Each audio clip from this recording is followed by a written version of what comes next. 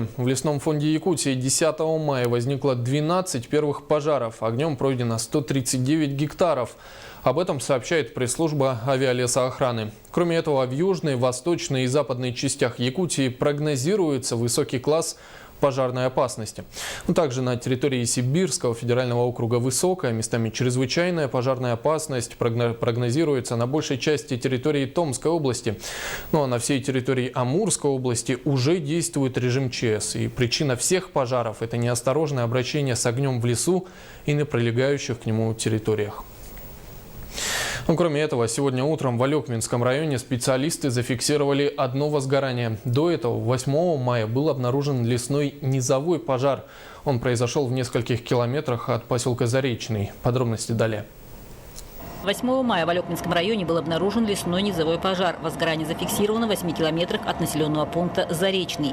На 8 утра площадь составила более 70 гектар. 8 мая около 6 часов вечера начался пожар. Причина установлена. Это случилось в связи с обрывом линии, высоковольтной линии. И сразу был поднят добровольные пожарные команды Заречного и Троицка.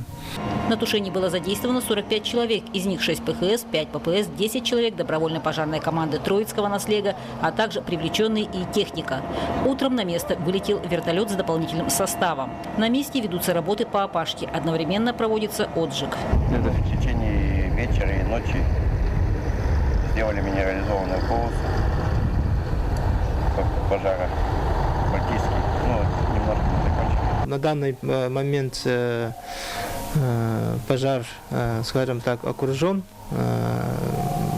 Ведется работа по опашке, создаются минерализованные полосы. Пока протяженность еще неизвестна, но тем не менее, скажем так, пожар переустановлен. Елена Фаст, Максим Копылов, НВК Саха, Алекминск.